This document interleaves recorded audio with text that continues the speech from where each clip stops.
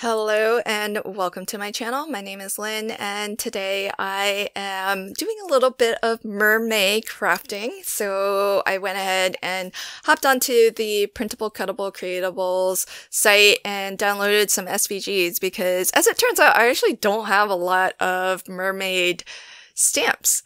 But what I found on the PCC site is there's this really fun Make a Splash sentiment.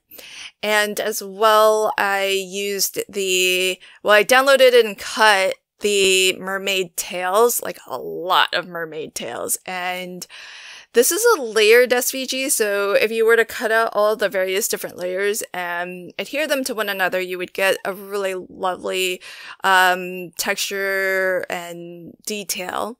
But what I did was I only cut out using my Cricut that foundation layer, the bottommost layer that you would kind of build everything else on top of. That's the only piece that I cut. And in mermaid tails, you get 3 different designed tails, but I cut boatloads of them. This is the nice thing about using our Cricut because you can cut out, as many as you can fit really on a sheet of cardstock, which is what I did. And so I have a ton of these, and how I'm coloring them is with the Lindy's Gang Magicals, which is a dry powder that has like a dye color to it, which is activated when you spritz it with water. I like to just kind of tap out the dry powder onto my glass board, and I've kind of created little sections. So I've got a little bit of blue in one section, a little bit of purple in one section, kind of like quadrants, and they're close enough so that they can kind of touch, but I'm trying not to overlap them. And the reason is so that I can kind of control the blend, because I want my mermaid tails to be a little bit two-tone. Like I want it to have one color at the top and then kind of transition to another color towards the bottom. And so I've got some pinks, some purples, and some blues.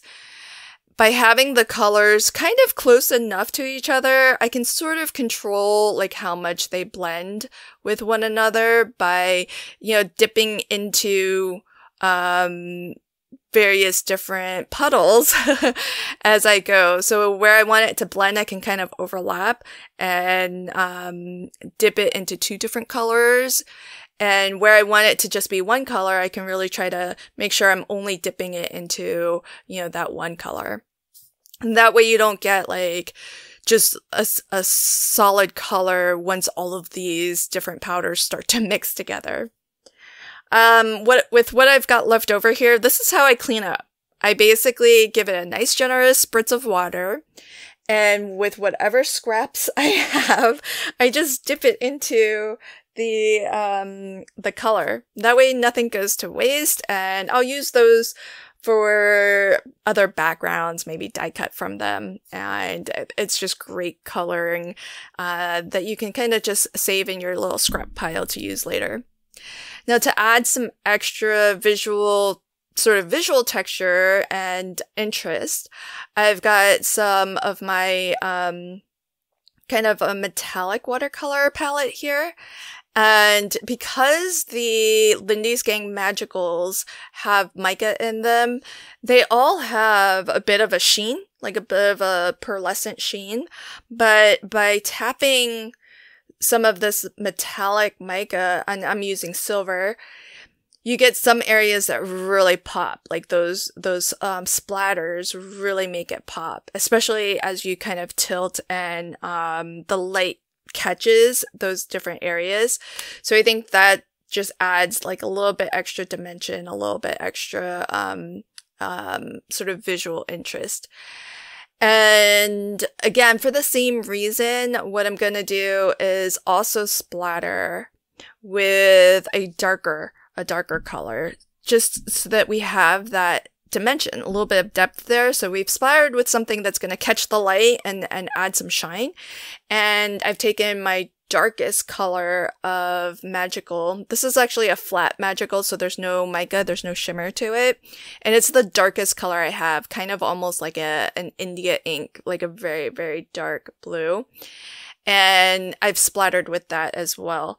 That way you get some depth and some dimension and some visual interest there. Now I made all of those tails, and I didn't remember that the sentiment that I am using, this really nice size Make a Splash sentiment, it actually has a mermaid tail built into the design. So I made all of those, and I wanted to keep the footage in just so that you can kind of see the idea of how I colored them up. But I didn't actually use any of those mermaid tails. I'm going to do some more mermaid crafting. So I'll use those. They're just not going to be used on my card today. But I did the exact same technique with the mermaid tail that's actually built into this sentiment. And how wonderful is that? I really love these sentiments from PCC because they have all of these extra accents that are a part of the, like the overall look of it. I didn't scale this at all. I just brought it right into Cricut Design Space, and then I sent it to my Cricut to make. But it turned out to be a really nice size. It was bigger than what I expected, actually.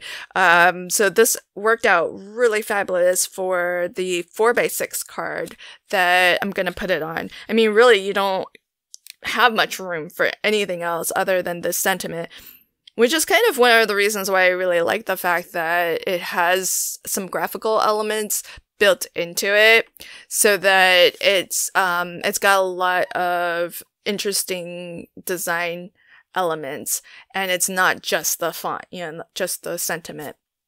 Now what I've done is there are actually, I think, 3 bubble layers that you can use. I've just used the smallest one and cut it out of white so that I have a lot of contrast.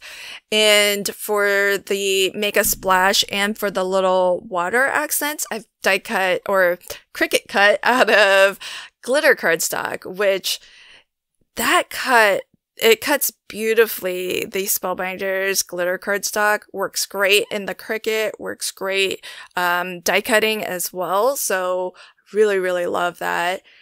And I have a panel here that I actually embossed with, again, just to go with that water theme. Happen to have an embossing folder that's sort of like water splats. So I've used that, and I also splattered some of that extra, that really dark, Magical that was the final sort of splatter on my mermaid tails. I used some of that on that background too. Again, just to give it a little bit something different, like some visual interest, bring in some of those splatters because it's on the mermaid tail, but I want to bring it into the background as well. It just helps to make everything look a little bit cohesive.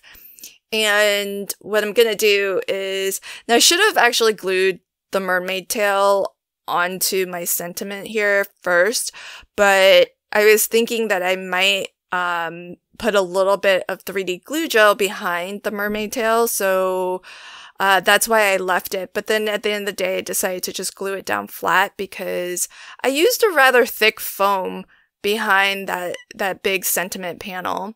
And I want to make sure that I can ship this for just the cost of a single stamp. And when you start to layer up too thick, if it goes beyond either 1 ounce or 1/4 of an inch thick, then you might get charged extra shipping on your letter when you go to send it. So, or the card, I should say, when you go to send it. So, so I wanted to play it safe and just keep everything a little bit more low profile. Now the last little accent that I'm gonna add is I've actually made a bunch of these like Nuvo drops. Sometimes when you make these in advance, they stick together a little bit. So I did have a little bit of trouble separating them, but I've got some really nice clear ones that are almost like water droplets.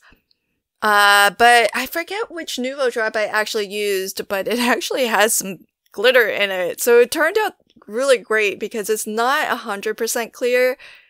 It's clear with a little bit of, I think like a silver glitter, which works beautifully because I've got the glitter cardstock and I've got the silver splatters. So it all just ties in really, really nicely.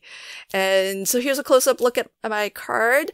Do check out the rest of the Printable, Cuttable, Creatables hop. Again, I'll leave links to everything in the description box below. Thanks again for joining me today. And until next time, happy crafting and have a fabulous day. Bye.